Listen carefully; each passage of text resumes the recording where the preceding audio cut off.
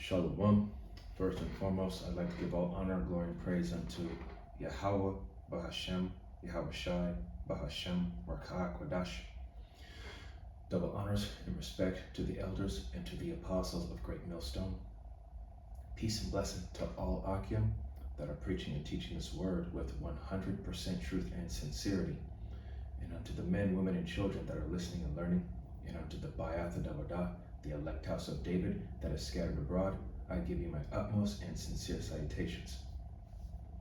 So what you see here on screen is a video from, it's called, the channel is called Status Coup News, and the title is Trump to Steal Native American Land Next.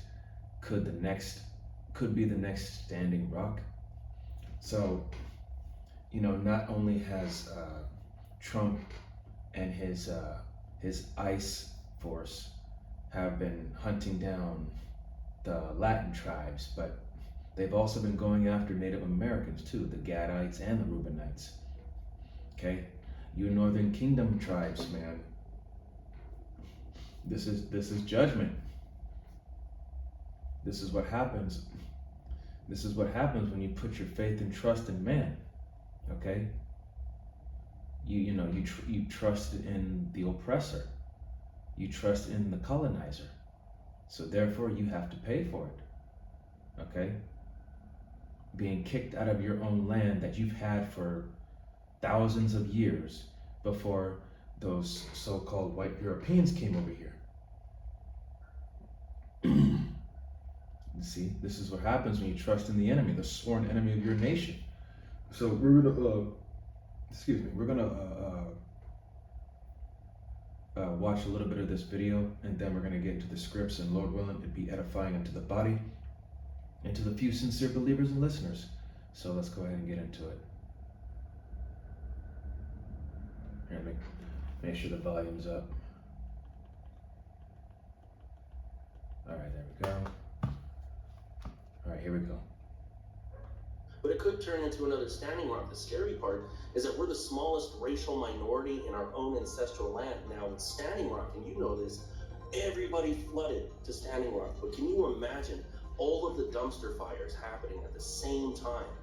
We don't have the numbers to have that many people at Standing Rock or the Pine Ridge Res. We need a lot more allies, but this could turn into a Standing Rock situation on all the reservations if our sovereignty is stripped. Hey, it's Jordan. I am in Flint, Michigan, East Palestine, Ohio, Tumwa, Iowa. Please support the only independent outlet on the ground covering what the corporate media covers up. Hey, it's Jordan. Happy to be joined by Simon Moya Smith, Indigenous writer and reporter. Obviously, President Trump is flooding the zone with a dizzying array of executive orders and other items that are seem pretty illegal to me, but something that's kind of fallen under the radar a bit is his past and future ambitions when it comes to Native Americans, Native American sovereignty, as well as their land and resources. You wrote a piece for The Nation, which really stood out to me because I think you're spot on. Headline, Trump can't strip natives of our U.S. citizenship, but he will try to take our lands. Before I get to that, I just want to give an update that a fourth federal judge has now blocked Trump's attempt to end birthright citizenship. So obviously his attempt to end birthright citizenship, which is enshrined in the 14th Amendment, included in it, his lawyers argued all the way back to the 1800s, trying to cite law for why Native Americans aren't actually U.S. citizens, which clearly is bigoted and racist. So now that it seems like at least he's blocked from doing this, but his basis, one of the bases, is hinged on Native Americans and in his administration's purview not being American citizens. Can you talk about your piece and why you think, although Native American citizenship is safe, this might be a precursor to him trying to essentially raid reservations? Yeah, so he can't strip us of our, especially with an executive order, he can't strip us of our U.S. citizenship. They did this back in the 50s. It was a Termination Act, and they turned the Winnebago tribe into the Winnebago County. And so he knows, and I mean, even if he doesn't, his lawyers do know that because we have the Indian Citizenship Act of 1924, we're going to stay U.S. citizens. But whether or not we're going to remain separate sovereign nations with reservations and with treaties, that all depends if they take aim at our sovereignty, which would have to be done with Congress, which would have to be done with the Supreme Court, and he can influence them. That's the problem. And so we know he's going to come after us, and we know full well that if they strip us of our sovereignty, then they're going to go for millions and millions of acres of our land and then sell it to the highest bidder. Right. And obviously, a lot of this land rich in natural gas, uranium, other precious minerals. I want to read this part, stood out to me. Like you said, Trump is unlikely to successfully strip natives of citizenship, but he may take aim at our sovereignty, our designation as separate sovereign nations. This would allow him to take native lands. Can he do that? You asked an expert. Always. McSloy responded. He's an attorney specializing in indigenous law.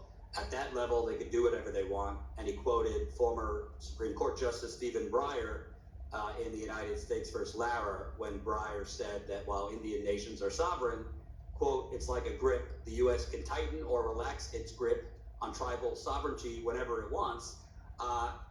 Clearly, Trump and his administration are, it seems, tightening their grip over a whole lot of things. Yeah. Can you kind of expand on that? Do you think his administration and his attorneys invoking, what was it, 19th century law to try and suggest Native Americans aren't actual citizens, that you think that is a appetizer to them then trying to take away sovereignty? Oh yeah, absolutely. I mean, they've always come after our land, and that's something that people need to understand. So reservations, a lot of reservations were first founded as prison camps. As I state in my story, that my reservation, the Pine Ridge Reservation, is prison camp 334. And so reservations were originally established in this way, and back then, old white people this was in oil and gas and mineral times. They didn't know shit about that. So when they put indigenous people on these isolated territories, they didn't know that they were putting us on oil and mineral and all kinds of resources, and the land was rich with it. And then they went, damn, what do we do now? Now we know there's oil and gas there, we have to kick them out. So that's what's the termination, and then also the Indian Reorganization Acts meant what they wanted to do. Remember, there's removal and there's relocation. Removal was the Trail of Tears. Relocation was like, we got to get these Indians off these reservations, these prison camps that we put them on, so we can drill, so we can get to these resources. So they forced us into cities. And that's why you find there's a term called the urban Indian. Well, that happened in the 1950s, and they forced indigenous families by squeezing money allocated for the reservation for food, everything, and moved them to Seattle, Los Angeles. These are called relocation cities. My family was forced into Denver. And so I was born in Denver, and that's why you find so many indigenous people in these big cities. So this is just the latest coming of that attack on us, on our bodies. It's been going on since 1492. And again, in my language, we don't have a word for white people exactly, because they came over with blonde hair, blue eyes, bald heads, whatever. Well, we didn't describe them that way. We described them by their behavior. And we call them washichus. That just means the greedy people. And they're just living up to their name as they always have. And you know, something that stands out to me, we both were at Standing Rock, and that land should have been protected based on, the Treaty of 1851, 1868. Obviously, courts in America have dishonored, and government has dishonored treaties forever. So there's a clear pattern in history of treaties just being blown up in smoke by the U.S. government, and now you have a president who, treats the Constitution like toilet paper. This is not a dramatization that he could accelerate this. You're already seeing, I've covered it, Native Americans have been harassed, in many cases detained by ICE. Do you see a connection between that? Oh yeah, absolutely. It's always, again, when they're going after indigenous people, and I'm in New Mexico, and we're right next to the border, and we're right next to Arizona. This is a bunch of indigenous communities. There's a lot of reservations. There's the Pueblos, there's the Dene, there's the Zunis are over there. And so what they're doing is they're going after indigenous bodies. So we have to remember that that border is a white man's border. We never agreed to that border. So that's why you have the Tohono O'odham people on the reservation in Arizona, and they literally cut through their reservation so that they had to choose whether they were going to be Tohono O'odham Mexicans or Tohono O'odham Americans. And so of course they're being harassed, and they have been harassed for decades. The problem is only now mainstream media is kind of covering it. Legacy media is covering it, but this is an everyday thing for indigenous people who live down by the border. Their brown skin is enough to be harassed. But mainstream news is talking about it, and obviously Trump is extremely aggressive in sending indigenous people back home. And again, as I have to emphasize, indigenous people south of the border are still indigenous people, and they've been here for thousands and thousands and thousands of years. In my language, we call them Spayola, because we would trade with them. And so the attack on indigenous people, the attack on our sovereignty, none of this is new. It's just media is now picking it up. And also, I mean, for those that don't know, Donald Trump, the real estate, fake billionaire and all, I mean, there's a long history of him and hostility towards Native Americans. There's just some of it.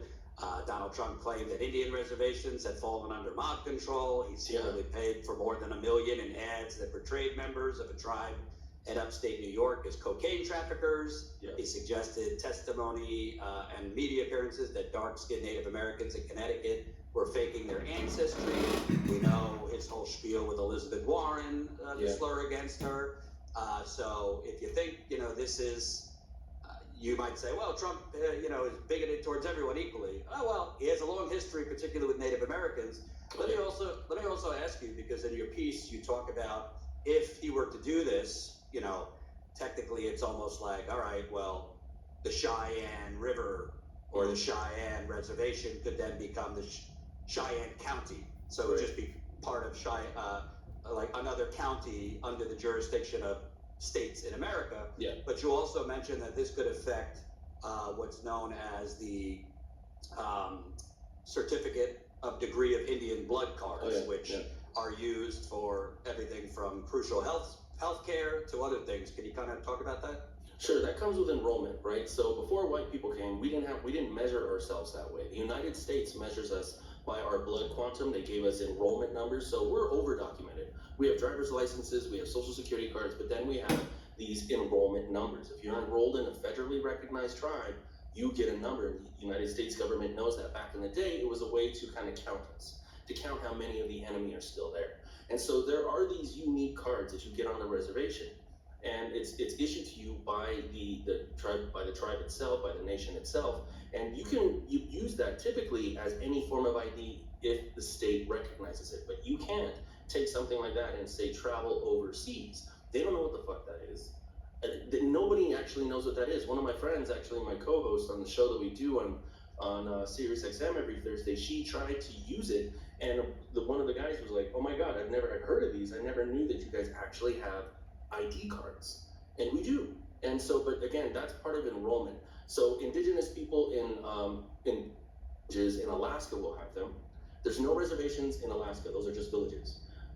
Here in the United States, we have reservations. In Canada, they have reserves. They have their cards too. But in Mexico doesn't count indigenous people the way the United States does. They don't have reservations. They don't have reserves. They don't address indigenous people as separate sovereign nations, so they don't have those cards.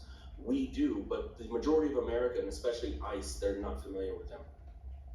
And can I ask you also, because bottom line, if Trump tried to do this, which would be basically trying to, end sovereignty of reservations, say that they're not Native American land, whatever he would do, try to claim eminent domain or whatever maneuver, it would likely go to the Supreme Court. There would be a whole lot of legal challenges. Well, there's a whole lot of folks who said, they're right wing, but Roe v. Wade would be safe. There was a whole lot of people who thought, including legal experts, there's no way this presidential immunity thing that Trump applied for, that was going to be 9-0 against Trump. He actually got most of it. Right. Obviously we're speculating, but this is a conservative Supreme Court. Do you think if this went to the Supreme Court that it would be clear-cut shut down? I mean, I know Justice Gorsuch in the past has been somewhat favorable to, treaties and indigenous, but the rest of them, I'm not so sure. Yeah, no, there's too many, sycophants. And especially there, with the Supreme Court there at Congress, that's what I mean. It's stacked against us right now. And you don't know, like you said, we don't know what they're going to do. They could say one thing and then do another. There's two Republican indigenous men that are enrolled, and they're both, sycophants for Trump. So if he came after our sovereignty, I don't know if they would go along with it or not, because they go along with everything he does anyway.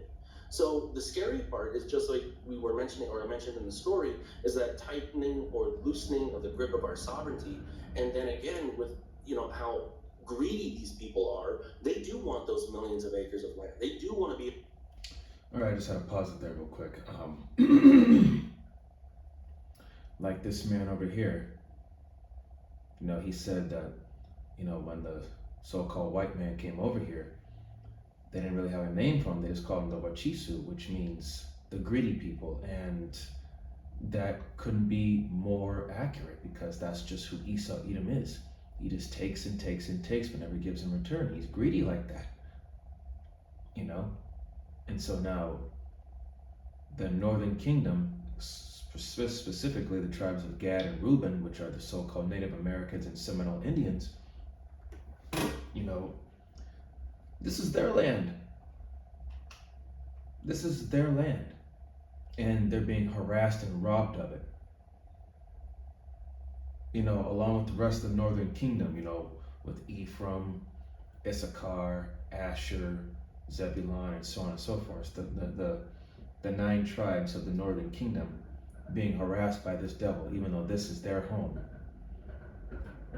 In fact, let's go ahead and get into the scripture. This is going to be the book of Micah. This is Micah chapter 2. Micah chapter 2, verse 1.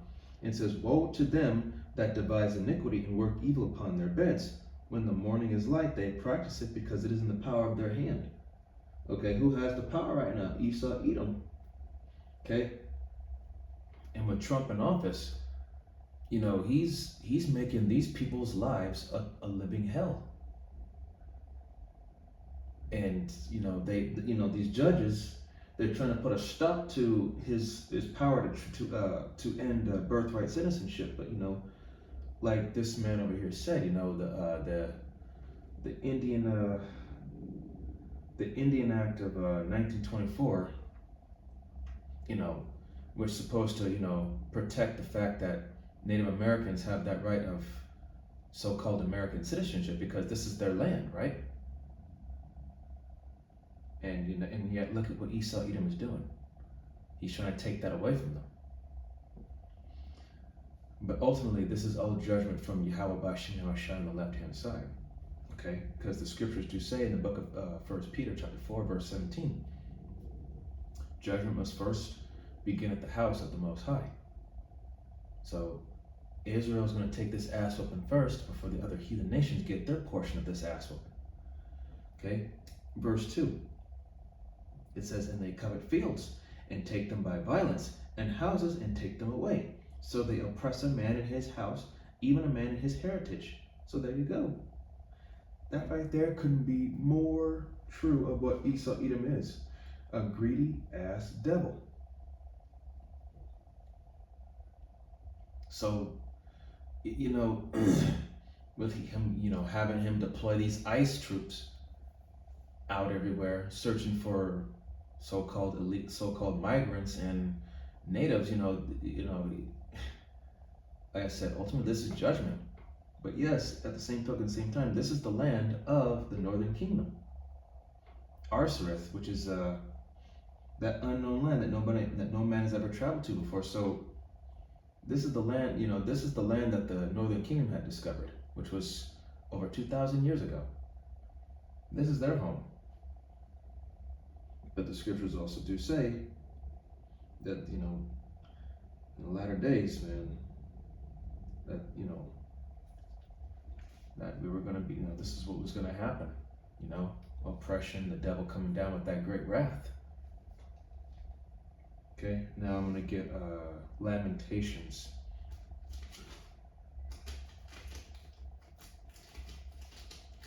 This is Lamentations, excuse me.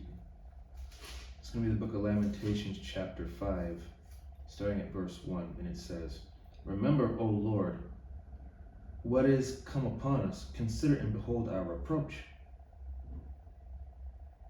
And it says, verse 2, "Our inheritance is turned to strangers, our houses to aliens." Yes, and who are these strangers? The heathen. Ultimately, more specifically, the wicked. Esau, Edom.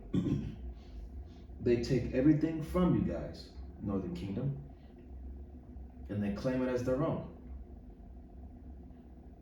Okay? Your land, your house, your everything, your resources, all of it. You know, they, like you said, these reservation camps are really prison camps. Okay? And who put you there, Esau, Edom? But now that they found out that you guys in those reservations are sitting on those precious resources like oil and certain other things, they want you off those reservations. They want to integrate you into the cities, like you said, the whole thing with the urban Indian. You can read about that in the Trail of Tears when they moved them to those reservations. Okay, verse 3: "We are orphans and fatherless. Our mothers are as widows." Yes, because I mean, look at the Latin tribes. You know what they've been what these Ice Ages have been doing. They've been going, you know, taking these migrant, you know, taking whoever they catch, you know, it could be a migrant father or mother. Take the father away, and then the mother has to deal, you know, has to take over, raise the kids, get them to school and work. And you know, the orphans take both parents away, and the kids, you know, and the kids are left alone. And even the kids are, you know, there's been ICE agents going up into these schools and apprehending migrant children. Verse 4: "We have drunken our water for money. Our wood is sold unto us." Yeah, because remember the scriptures say that we go to our enemy for the want of all things. We have to pay for the most basic thing in life, which is water. Okay? Verse 5: "Our necks are under persecution. We labor and have no rest." Yep. We're under persecution. Okay, Esau, Edom he's making his move against Israel. He wants you out. He wants you ultimately gone. We labor and have no rest. Yeah, we work our ass off for what? For just a little to get by and have no rest. This man is a true, complete slave driver. Verse 6: "We have given the hand to the Egyptians and to the Assyrians to be satisfied with bread." Okay? So, think about it, man. These Egyptians, the modern day Egyptians and Assyrians, the Edomites, these so-called white people, right? Now think about it. We have to go to them for the want of all things. Food, water, resources, a job, a house, a car. We go to them for everything, right? Just so that we can make a living and have a roof over our head, a bed to sleep in, a pot to piss in, a kitchen to cook in. We had to go to our enemy for all these things. And yet we are what they call wage slavery. As that little slogan goes, we work for a living. We have to work just to live. Verse 7: "Our fathers have sinned and are not, and we have borne their iniquities." Verse 8: "Servants have ruled over us.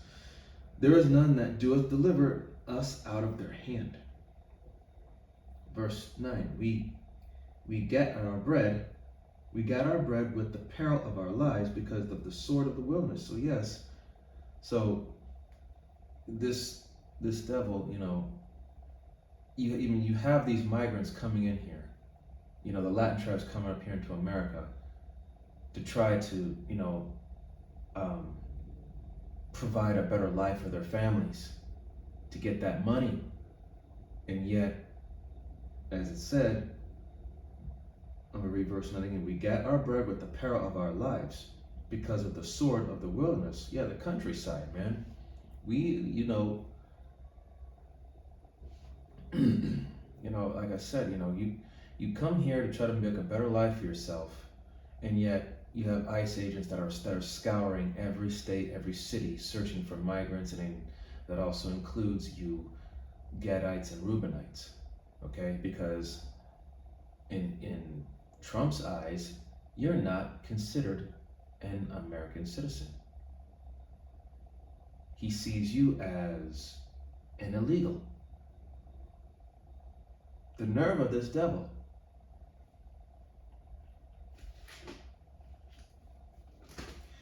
This is going to be the book of Hosea, it's going to be chapter 13.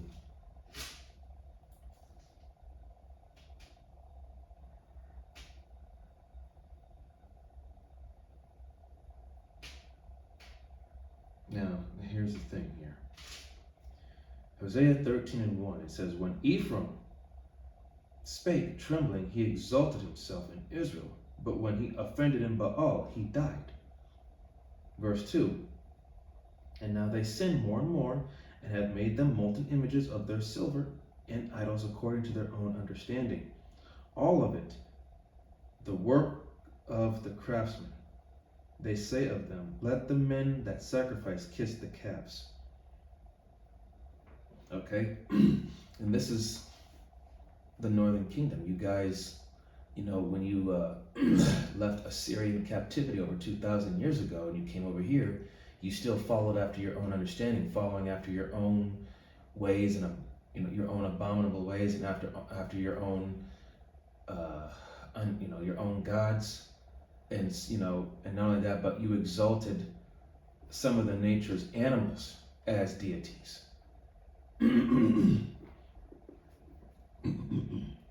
Verse 3. Verse 3, it says, therefore they shall be as the morning cloud, and as the early dew it passeth away, as the shaft that is driven with a whirlwind out of the floor, and as the smoke of the chimney.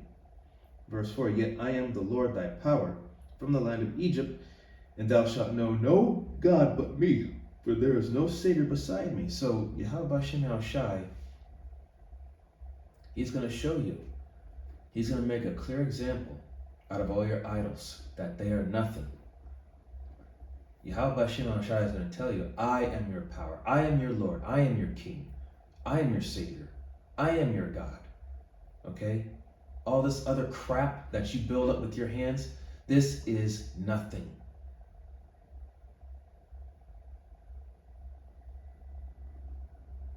Verse 5, I did know thee in the wilderness, in the land of great drought, Egypt.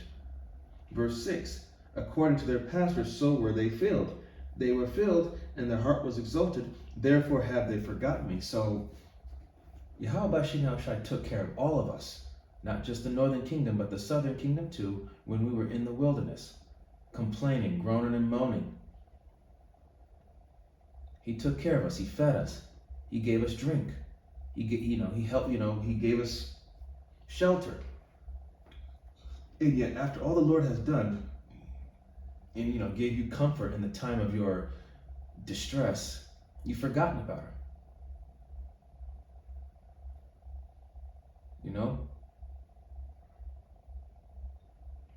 And that's why Yahweh Shem Shai is angry, because it's like, after all I've done for you, and this is how you repay me. Verse 7. Therefore, verse 7. Therefore I will be unto them as a lion, as a leopard by the way will I observe them. Verse 8. And I will meet them as a bear that is bereaved of her whelps, and will rent the call of their heart, and there will I devour them like a lion, the wild beast shall tear them. So, like a lion that lies in wait, and as a leopard, and leopards, when you watch them hunt, they're usually sneaky. They're opportunists. They'll hide and watch their prey for a moment, and when the right time presents itself, that's when they move in and they strike. And like a bear, a mother bear, when she's bereaved of her whelps, she becomes angry, ferocious. And you know how mother bears are when it comes to protecting their young. They'll go savage mode. They'll tear shit up. So, that's what the Lord is going to do to you, northern kingdom. But, ultimately to all of Israel. Verse 9. O Israel, thou hast destroyed thyself, but in me is thine help. Verse 10. I will be thy king, where is any other that may save thee in all thy cities. So, again, Yahweh Bashim Shai is telling you, who's going to take care of you other than me? Who's going to save you other than me? Who's going to provide for you other than me? The Lord is making it, he's making it, known.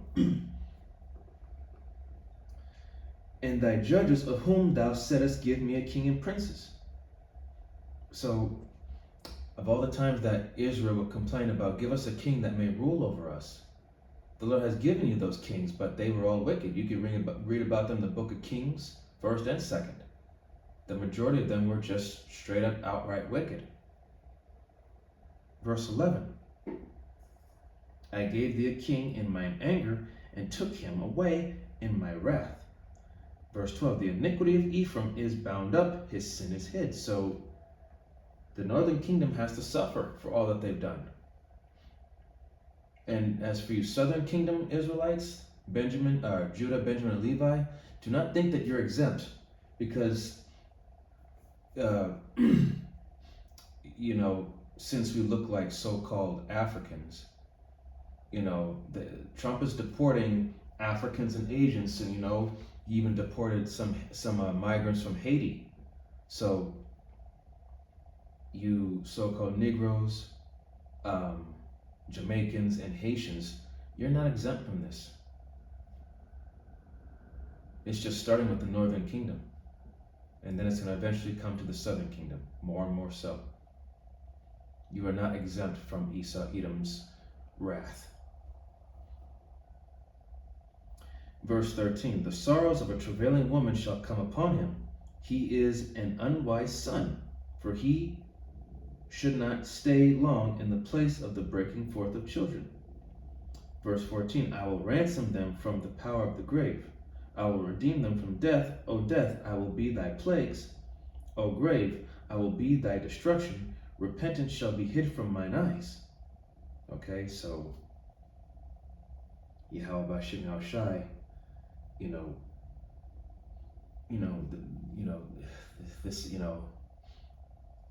this year, the year 2025, as Elder Apostle Tahar coined it, the hopeful year of our deliverance and the destruction and downfall of Esau, Edom.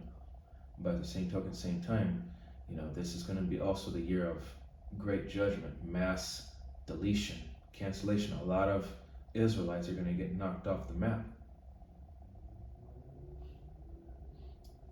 Okay, verse 15. Though he be fruitful among his brethren, talking about Ephraim specifically, because Ephraim's name means he is fruitful. An east wind shall come from the wind. An east wind shall come. The wind of the Lord shall come up from the wilderness, and his spring shall become dry, and his fountain shall be dried up. He shall spoil the treasure of all pleasant vessels. Verse 16. Samaria shall become desolate, for she hath rebelled against her power. Talking about the northern kingdom. They shall fall by the sword, their infants shall be dashed into pieces, and their women with child shall be ripped up. And if you go deep into history, what did Esau, Edom do to the so-called Native American woman when she was pregnant? Forcibly cut her stomach open, rip the child out, and strangle it with the umbilical cord.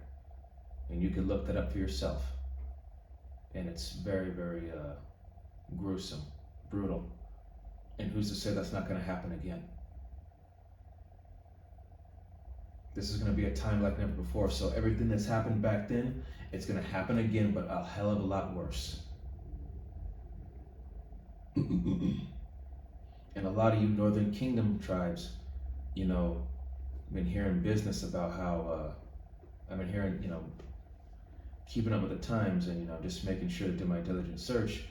But the cartel, they're arming up against the border, and Trump is thinking about using, Americans' forces to combat the cartel, and if that's the case, you know, either both sides are going to suffer mass casualties,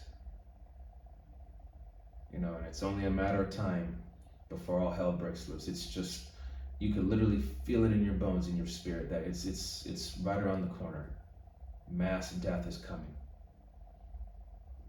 And you Israelites, you're going to be the face of, basically, you're going to be labeled the number one enemy to America. Okay?